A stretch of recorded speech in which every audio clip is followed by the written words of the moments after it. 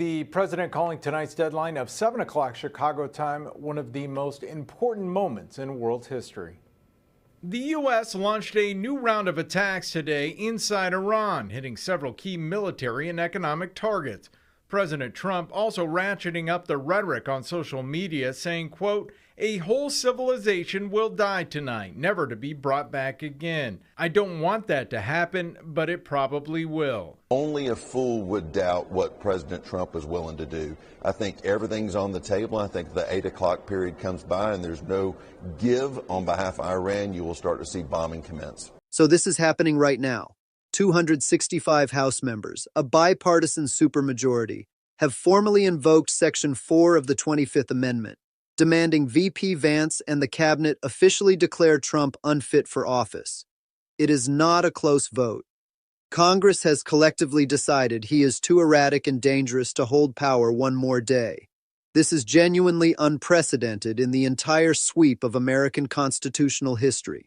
Over 30 congressional Democrats are calling on the cabinet to remove President Donald Trump from office over his threats to escalate the war in Iran and target civilian infrastructure. The calls come after Trump wrote on Truth Social Tuesday that Iran's, quote, "whole civilization will die tonight, never to be brought back again, if Tehran doesn't agree to a deal with the United States." Democrats say that the threat, if carried out, amounts to a war crime that would punish the people of Iran for actions of its government. The 25th Amendment allows for a president to transfer power voluntarily if they're unable to perform the duties of their office. The 25th Amendment has been the subject of countless panel discussions and academic papers and cable news segments over the years. It has been whispered about in the corridors of power during previous administrations when presidents faced health crises or periods of intense political turmoil. But it has never been formally invoked at this scale with this level of institutional support. It has never had 265 members of Congress standing behind a resolution demanding its activation. It has never been pushed forward with this kind of overwhelming political momentum that makes resistance nearly impossible. And the reason it is happening now is because the president is visibly and undeniably cracking under the weight of the pressure that has been building from multiple directions simultaneously. If the United States Congress has any life left in it, every member of Congress and senator must be calling for Trump's removal today based on the 25th Amendment. He is threatening the entire destruction of a civilization. He is calling Iranians animals. He is showing a total disregard for the humanity of people in Iran, in Gaza, in Cuba. This is a moral crime. It is a war crime. We need to be demanding that Congress convene today, and we need to be invoking the 25th Amendment. It is happening in real time in public view for every American citizen to witness with their own eyes.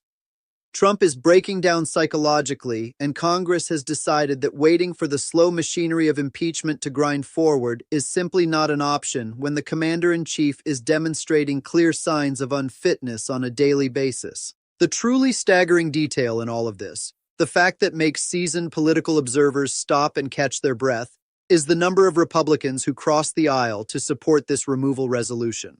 45 members of Trump's own party, 45 Republicans who caucus with the GOP and run under the Republican banner and rely on Republican voters for their electoral survival, voted yes on a resolution declaring that their party's president is unfit for office and should be removed through the most extreme constitutional mechanism available. They recognized this danger and they prescribed a remedy, and that remedy is impeachment. It is an extraordinary remedy and one that I've been reluctant to recommend until the actions of President Trump gave Congress no alternative. We stand here today because the president's continuing abuse of his power has left us no choice. To do nothing would make ourselves complicit in the president's abuse of his high office, the public trust, and our national security. That kind of defection does not happen in normal political times. That kind of break from party discipline only occurs when the underlying situation has become so catastrophically bad that the normal calculations of political loyalty and partisan solidarity no longer apply. These 45 Republicans have looked at the same evidence that everyone else is seeing, and they have concluded independently that their president cannot continue in office. They have decided that their political futures, their consciences, and their obligation to the Constitution require them to take a stand that will be remembered forever in the history books. Even members of his own coalition, people who campaigned with him and governed with him and defended him through countless previous scandals, are now saying publicly and formally that this man is too dangerous and too unstable to remain in command. You responded 25th Amendment. Tell us what you meant.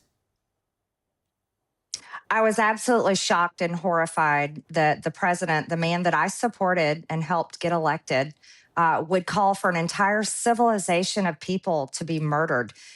When he talks about a civilization, he's talking about every man, woman, and child in the country of Iran to be killed.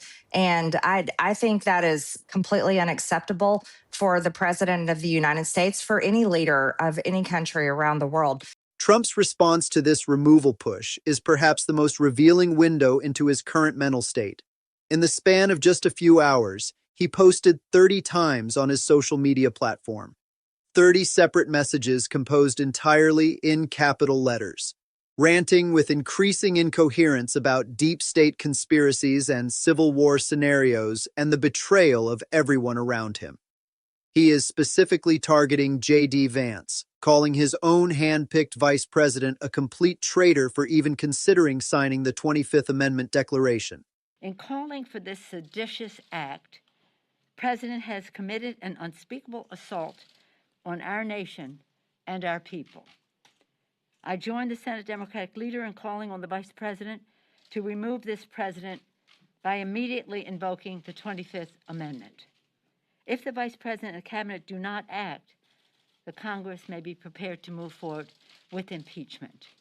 He is screaming into the digital void about the possibility of armed conflict if Congress dares to follow through on removing him from office. He is having a complete and total meltdown on a public platform where every word he types is immediately archived and amplified and spread across the entire global information ecosystem. He is making explicit threats of violence while simultaneously losing his grip on observable reality. And that behavior, that exact pattern of erratic and unstable and dangerous conduct, is precisely what Congress is citing as the proof of his unfitness.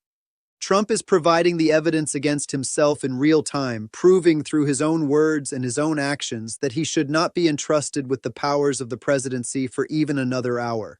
The constitutional mechanism itself is remarkably clear and leaves very little room for procedural ambiguity. If the vice president and a majority of the cabinet secretaries formally declare in writing that the president is unable to discharge the powers and duties of his office, then the vice president immediately becomes acting president. There is no waiting period. There is no opportunity for the president to challenge the declaration before it takes effect. The transfer of power happens instantly upon the transmission of the signed declaration to the Speaker of the House and the President pro tempore of the Senate. J.D. Vance would assume control of the government. Trump would be sidelined from all decision-making authority, and then Congress would have exactly 21 days to vote on whether to make the removal permanent. If 2/3 of both chambers vote to sustain the removal, then Trump is permanently removed and can never return to office. If the supermajority is not reached, then his powers are restored. But the critical point right now is that Congress is demanding immediate action. And J.D. Vance is apparently genuinely considering whether to invoke this mechanism against the president who selected him as his running mate and successor.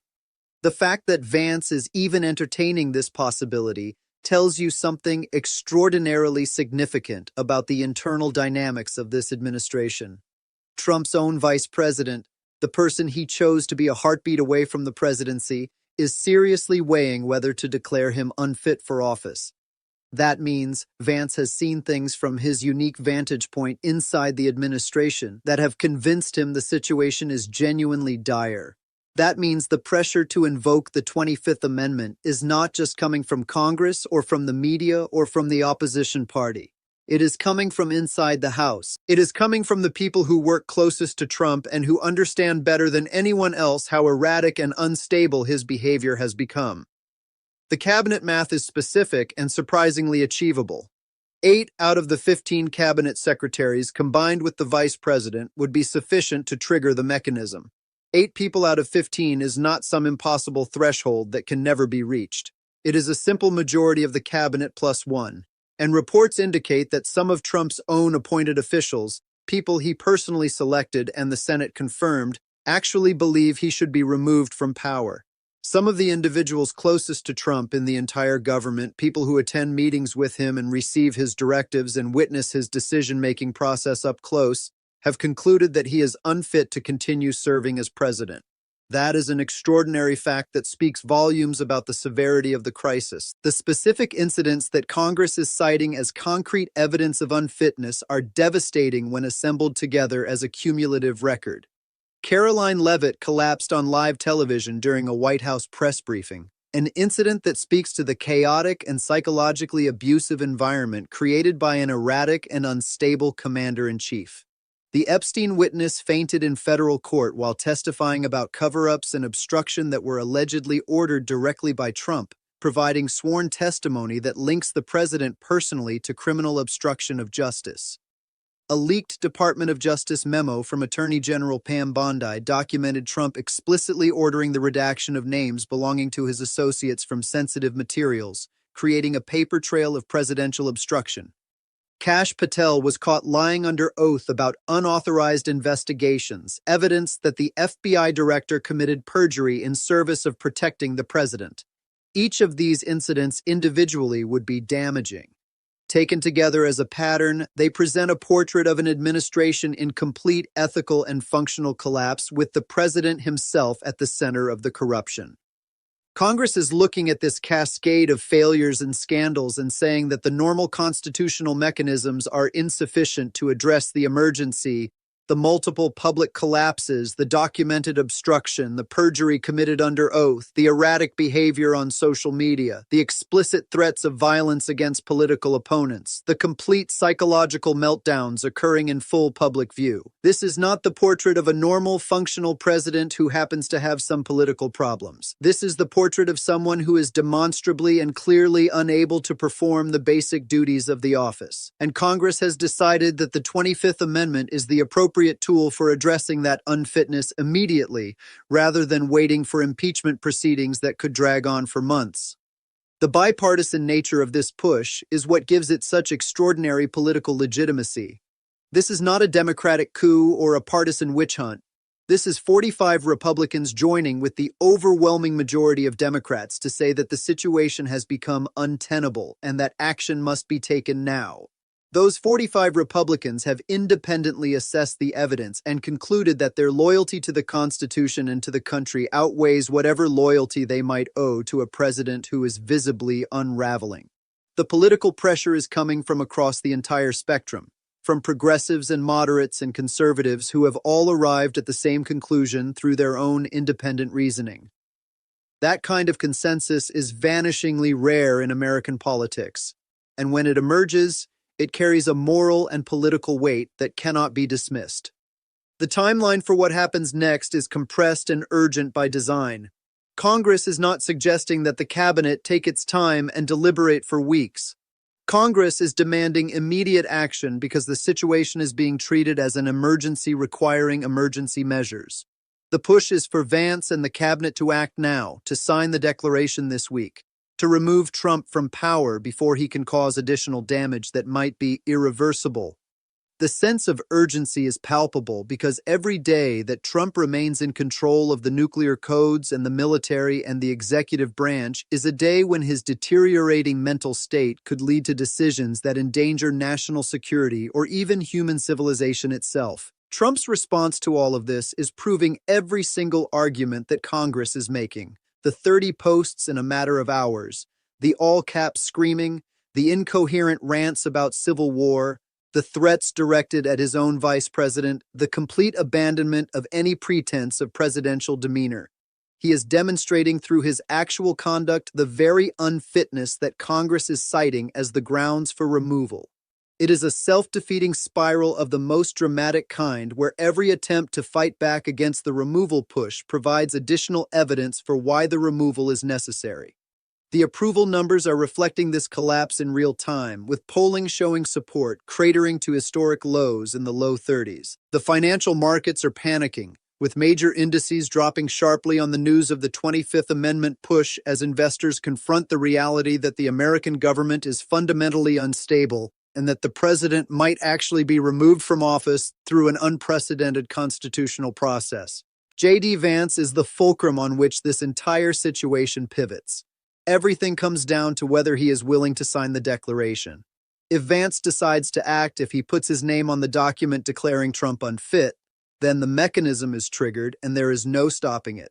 Trump is out immediately. Vance becomes acting president and the entire balance of power shifts in an instant. And the report suggests that Vance is genuinely considering it.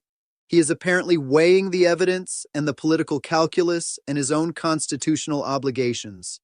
He is thinking seriously about whether the president who selected him is still capable of discharging the duties of the office. That tells you that the situation inside the White House must be even worse than it appears from the outside because the vice president has access to information and intelligence and direct observations that the public never sees.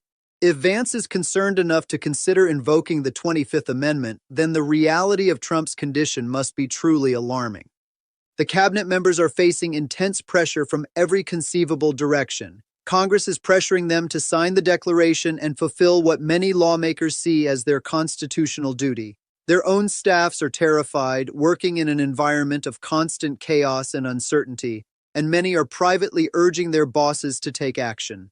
Business leaders and market analysts are calling with warnings about economic catastrophe if the instability continues. And perhaps most powerfully, their own consciences are weighing on them. These cabinet secretaries took an oath to protect and defend the Constitution, not to protect and defend the president. If they genuinely believe that the president is unfit, then they have a constitutional obligation to do something about it. They have an obligation to invoke the mechanism that the framers of the 25th Amendment provided for exactly this kind of situation. The Secretary of Defense is in a particularly agonizing position because he controls the military chain of command and has to think about what is best for national security. The Secretary of State has to consider America's standing in the world and the damage being done to alliances and diplomatic relationships with every erratic presidential statement. The Treasury Secretary has to think about the markets and the economy and the potential for a financial crisis triggered by political instability. Each of them has to weigh their personal loyalty to the president against their institutional responsibilities and their historical legacy, and some of them apparently have decided that the balance tips decisively in favor of removal. The fundamental difference between the 25th Amendment and impeachment is what makes this push so strategically significant. Impeachment is a slow process that requires multiple steps and offers the president numerous opportunities to defend himself and delay the proceedings. Throughout an impeachment trial, the president remains in office with full control of the executive branch, including the ability to issue pardons and direct the Justice Department and command the military. The 25th Amendment, by contrast, is immediate. The moment the vice president and the cabinet transmit their declaration, the transfer of power occurs. Trump would be stripped of authority instantly with no opportunity to block the process or delay its implementation. He would be a former president in terms of his actual powers, even as the legal and political battles continued to rage around the question of permanent removal. That immediacy is why Congress is choosing this path. They want Trump out of power right now, not after weeks of impeachment hearings and floor debates and procedural maneuvering. Once the declaration is signed and Vance becomes acting president, Trump has one avenue of recourse. He can transmit his own written declaration to Congress asserting that he is actually fit and capable of serving. If he does that, his powers are temporarily restored. But then Congress has exactly 21 days to vote on the question of permanent removal. And if 2/3 of both chambers vote to sustain the removal, Trump is out permanently with no further recourse. The 21-day clock creates urgency on all sides. Congress cannot delay or stall. The decision must be made quickly, and the vote must be held before the deadline expires. With 45 Republicans already on record supporting removal, the possibility that Congress could reach the 2/3 threshold is very real. The House would need 290 votes, and the Senate would need 67.